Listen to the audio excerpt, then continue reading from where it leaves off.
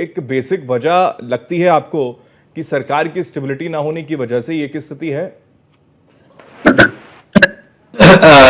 नमस्कार और news one India के सभी दर्शकों को मेरा अभिवादन। जी सर, नमस्कार। देखिए, ये जो अभी मेरे से पहले जो बोल रहे थे प्रवक्ता, उन्होंने जो बातें बताई वो है, उसके अलावा मैं और कुछ उसमें तथ्य जोड़ता हूं। वो तथ्य ये है कि अमेरिका में इस समय जो है वो बॉन्ड यील्ड्स एक होती है, वहां पर जो रिटर्न आता है फिक्स्ड इनकम सिक्योरिटी पे, वो बॉन्ड यील्ड्स पीछे 5 से ऊपर पहुंच गई थी। दूसरी बात जी, वो इन्फ्लेशन की वजह से पहुंची थी। पहले हमें ये ध्यान, तो विदेशी संस्थागत निवेशक खाली टैरिफ होने के बाद नहीं बेच रहे हैं, वो अक्टूबर से बेच रहे हैं यहाँ पर। हाँ।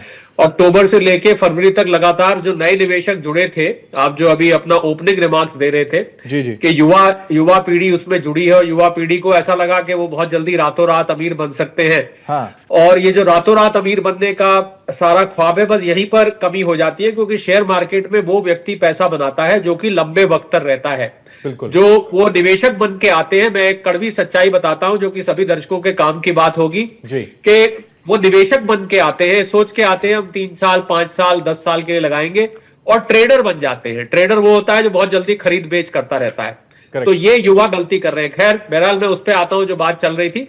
तो अमेरिका में विदेशी संस्थागत निवेशकों ने करीब अक्टूबर से बेचना शुरू किया। सितंबर तक मार्केट निफ्टी 26,277 पे था। उसके बाद से लगातार ये नीचे आ रहा है और अब 22,500 22,000 के बीच में घूम रहा है। हाँ। तो हमें ये नहीं भूलना चाहिए कि इन निवेशकों ने पैसा जो निकाला है तो इन्होंने प्रॉफिट बुक किया है। वित्त मंत्री महोदया का भी यही बयान आया था अभी कुछ दिन पहले कि विदेशी संस्थागत निवेशकों ने अपना प्रॉफिट बुक करके और ये वापस जा रहे हैं। ये सच है, कुछ पैसा चाइना में गया है, पर ये जो जियोपॉलिटिकल अनसर्टेनिटी, जो जियोपॉलिटिकल अनिश्चितता बनी है, उसके कारण से उन्होंने पैसा इमर्जिंग मार्केट्स में से निकाला है। आप भी कहीं पर आसान भाषा में समझाऊं तो मोहल्ले में कहीं झगड़ा हो जाए और आपने कहीं पैसा रख रखा हो, और मोहल्ले में मान लीजिए राइट्स छिड़ जाए, कुछ ऐसी हो जाए, तो पहला आपका ध्यान जाएगा भैया पहले वहां से जाके अपना पैसा उठा लाओ। ओके। तो इस वजह से विदेशी, और ये भी सच है, एक और बात बताता हूं कि हमारी जो स्टॉक मार्केट है वो थोड़ी सी ओवर वैल्यूड थी, यानी कि कंपनियों के शेयर में थोड़ी सी हवा ज्यादा भर गई थी। जो उनके फंडामेंटल्स के आसपास होना चाहिए उससे वो कहीं ज्यादा निकल गया था। इसको हम, ये टेक्निकल बात है, पीई रेशियो कहते हैं, बुक वैल्यूएशन ज्यादा बढ़ गई थी। तो विदेशी संस्थागत निवेशकों को लगा कि अब बढ़ चुका है, अब इसको बेच के निकल लेना चाहिए। बाकी जो कारण है, ग्लोबल अनिश्चितता है, ग्लोबल अनसर्टेनिटी है, चाइना में निवेश है, ये सब बातें तो है ही है, पर ये भी सच है कि हमारी पीई रेशियो बहुत हाई पहुंच गई है। विदेशी जो निवेश करने आया उसने अपना प्रॉफिट एक बड़े मार्जिन के साथ लिया और वो निकला तो हमारे देश को नुकसान, हमारे स्टॉक मार्केट को नुकसान। जी, मैं बात पूरी कर लूं। मैं वापस युवाओं की बात पे आना चाहूंगा जो आपके प्रोग्राम का मेन मुद्दा है। जी, युवाओं ने बहुत सारे, इस समय 16-17 करोड़ डीमैट अकाउंट मार्केट में खुले हुए हैं। ठीक है, जो नए इतने लोग मार्केट से जुड़े हैं, कुछ एक्टिव हैं, कुछ एक्टिव नहीं होते हैं। और युवा पीढ़ी मैंने देखा है जो 30 साल से कम के हैं, वो लोग, एक ट्रेडिंग होती है जिसको हम डेरिवेटिव ट्रेडिंग कहते हैं। डेरिवेटिव ट्रेडिंग होती है फ्यूचर्स एंड ऑप्शन ट्रेडिंग। उसमें क्या है कि आप 5 मिनट 10 मिनट में भी पैसा बना सकते हैं, और 5-10 मिनट में पैसा डबल भी हो सकता है, और 5-10 मिनट में पैसा डूब भी सकता है। उसमें सेबी की जो आपने आंकड़ा दिया है 93% का, सेबी का आंकड़ा आया है कि 85 से 90% लोग डेरिवेटिव ट्रेडिंग में पैसा गंवाते हैं।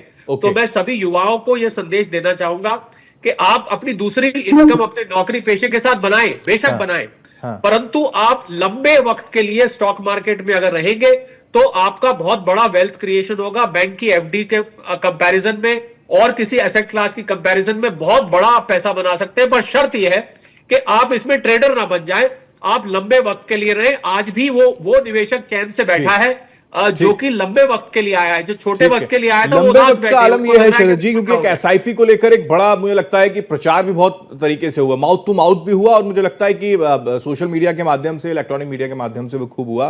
लेकिन अब ये स्थिति है, इतनी अनसर्टेनिटी है कि 61 लाख लोगों ने एसआईपी अकाउंट को बंद कर दिया। ये भी एक स्थिति है, ये भी एक घबराने वाली बात है। बिल्कुल घबराने वाली बात है। देखिए, एसआईपी तो खासकर एसआईपी सिस्टमैटिक इन्वेस्टमेंट प्लान को कहते हैं, जो आपकी हर महीने, हर 2 महीने, जो भी आप अवधि तय करते हैं, वो पैसा कटता रहता है।